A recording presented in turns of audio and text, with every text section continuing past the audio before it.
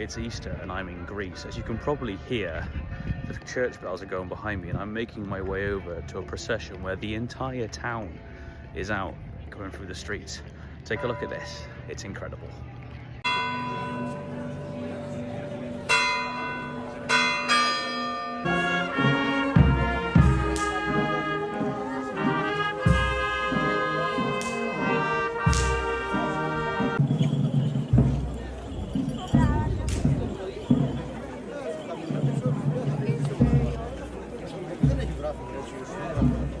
Should probably mention this is Good Friday, so that entire procession has marched around and then followed the entire town to then set up here in the market square.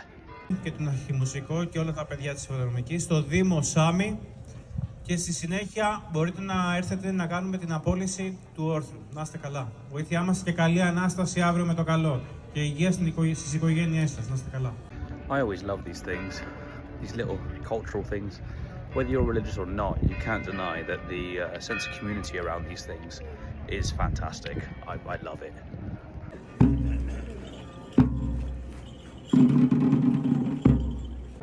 And after that, they carried on going all the way back around, as you can still hear them now, to the church to complete the ceremony.